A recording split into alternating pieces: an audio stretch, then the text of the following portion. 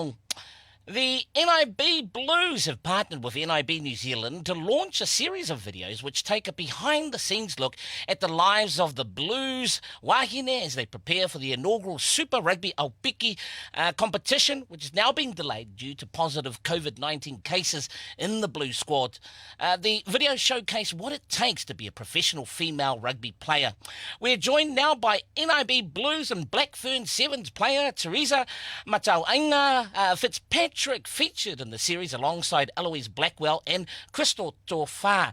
Theresa is one of the outstanding and successful Sevens players in New Zealand, winning a silver medal at the Rio Olympics and gold in Tokyo, a gold medal at the Gold Coast Commonwealth Games, as well as the World Cup Sevens, both in 2018. She was selected for the Black Ferns side that won the Rugby World Cup in 2017 in Ireland.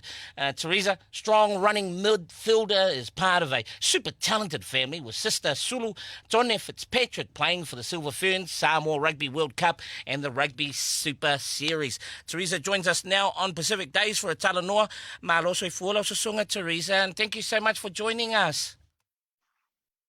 Talo for lava, malo le sufu malelangi mama. No, thank you for having me.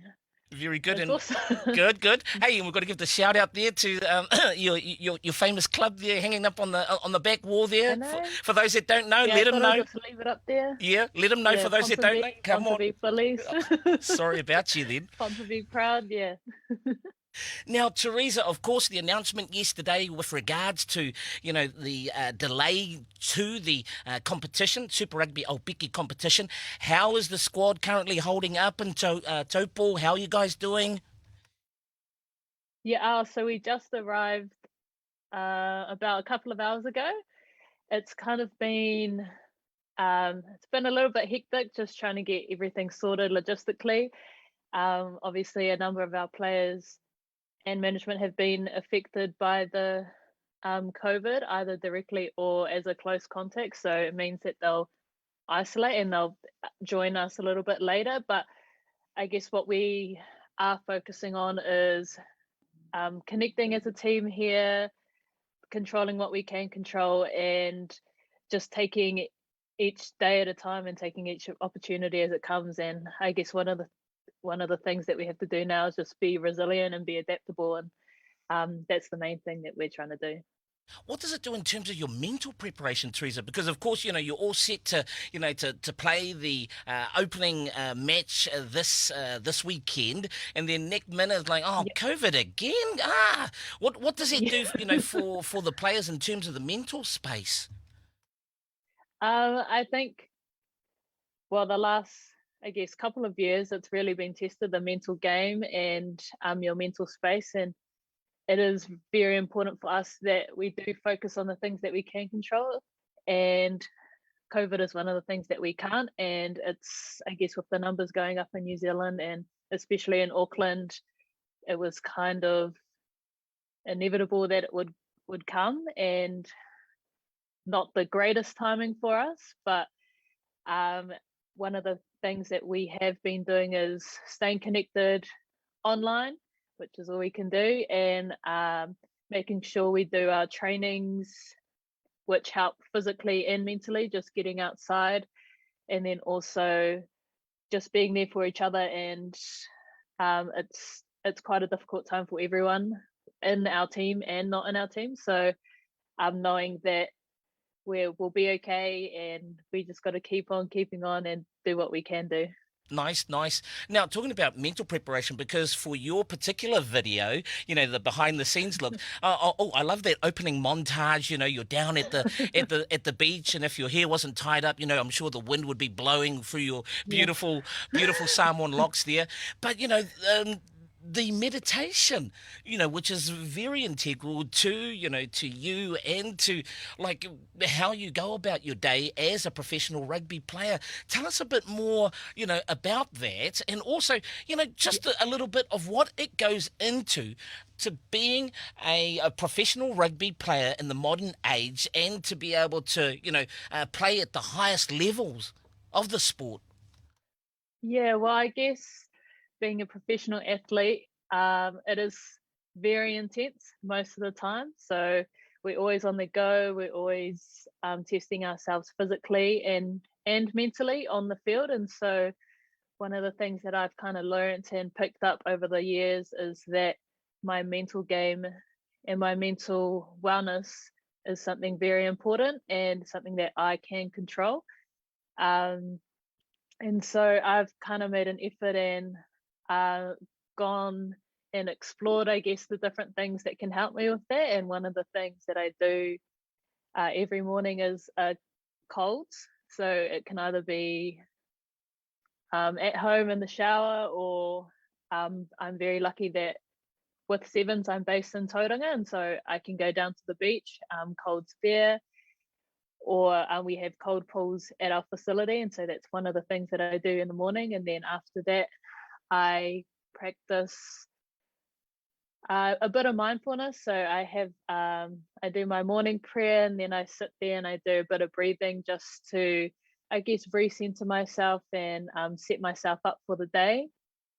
And it kind of helps me and allows me to appreciate all the things that I have. So I practice my gratitude in the morning, and so then I'm well set up for the rest of the day and with whatever comes my way. And I guess these past couple of years have been a little bit more erratic than usual, so it has become even more important for me. And I think for a lot of people out there that it's not just for me as an athlete, it's for me as a person. And so it's something that I hold very important to me, is that my mental well-being is looked after. Theresa, what is one thing you are grateful for today, if you're talking about gratitude?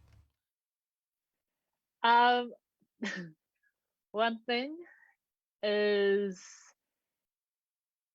well, there's a lot of things. I guess my family and my friends and all the support that I have behind me. So all my loved ones who are in the midst of all the chaos and everything that's happening, they are fully behind me. They push me to be my best. So my family, my partner, and my teammates and my friends. I'm continually grateful for them, especially with my schedule as an athlete.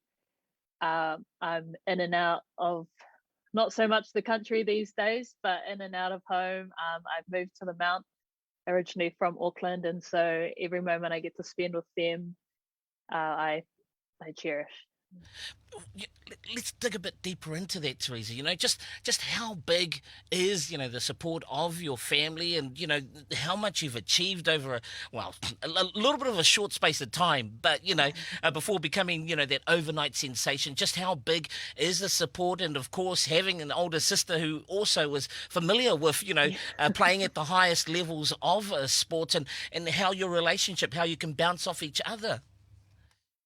Yeah, I think family is very important to me, though my grandparents and my parents and my wider family too have made sacrifices for me and my siblings to be able to have the opportunities that we do have here in New Zealand and in Auckland. And so I keep that in the back of my mind, and whenever things feel like they're getting a little bit hard, I remember that they are my why, and it will all be okay. And no matter what happens on the field or on the training pitch, my family will love me regardless. And so that's probably one thing that I really appreciate, is that to me, I'm just Theresa, like whether I play rugby or not. And I'm really, really grateful for my older sister too. She is an inspiration to me, and I've learned a lot from her. She's always my number one supporter, just like I am for her. She's always backing me. She did try to have a little stint at rugby, but soon she found that she just left it to me, like gave me. She stuck with netball. I had to go at netball, and that's her sport. And so different sports, but still the same mental and physical challenges in there, and so we kind of share our experiences and help lift each other up. Just Theresa, gold medalist, world champion, world seven. Anyhow, Theresa, in terms of the Super Rugby Aupiki competition, how big is this for women's rugby, not only in New Zealand but globally? Yeah, I think it's been a long time coming. When they announced it at the start of, or the end of last year, I was really, really excited. I've been a Blues supporter since I was a kid, and so for there to be a women's super competition, super Aupiki competition, it was pretty surreal. But I think that there's been a lot of hard work, and um, if it wasn't for the women before us who drove the legacy, the women's rugby legacy, and got us to where we are, yeah. So we appreciate them so much, and I guess the Super Rugby is our turn to step up and to continue driving women's rugby up in New Zealand. It's just another step, and hopefully we can keep growing from there. And I guess this year is really important too in terms of women's rugby. So we have the 4 sevens, we have the Commonwealth Games and the Sevens World Cup, and then New Zealand are also hosting at the end of this year the Women's 15s World Cup, which is pretty exciting. And so I guess this is the competition that we get to display what we have here in New Zealand to our own fans, and hopefully it's just the beginning. And finally, Theresa, for you, well, two part, what is it that you love about being able to play the sport you love? And, for those that are tuning in and watching, especially for our young Pasifika women that, see you as a role model and somebody that they would like to, follow in footsteps and footpath, tell us, share.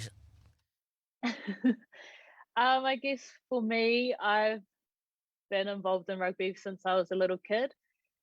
My family were heavily involved. So a lot of my cousins played, my uncles, and so that's kind of what drew me towards it. And when I started playing, I loved the team culture that you get out of it, the relationships you create, and also the values that you learn from being in a team sport. And so I guess I could take that into other areas of my life, in terms of respecting other people, being able to work together as a team, meeting different people from different backgrounds, and also learning how to communicate with empathy, how to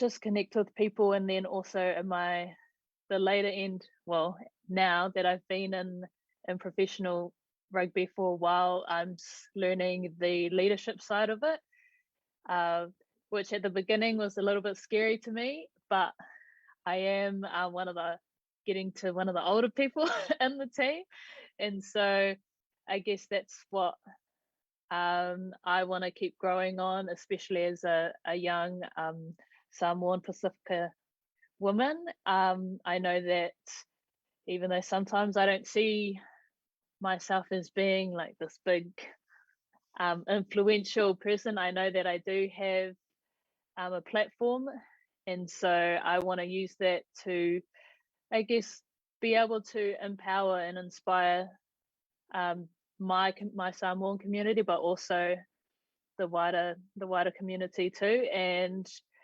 just to I guess share the message that you can be yourself and still achieve things. You don't have to change yourself to fit a mold, or you don't have to try and be someone else to try and get somewhere. So identity is something key to me, and so I continue to try and be my authentic self, even on the international stage and the teams that I'm in, and embrace my culture. it's still a journey for me learning my Samoan culture, and so that's one thing that I will cherish. But I guess I just want to be able to give back to my community, to be a role model for the younger generation coming up, whether it is through rugby or not, and then just to let people know that anything is possible. Theresa Matauaina, Fitzpatrick, NIB Blues player. Theresa, I am grateful that I had the opportunity to speak with you today. Whakataitele lava and all the very best for the season ahead, dear. God bless. Yeah, whakatau lava. It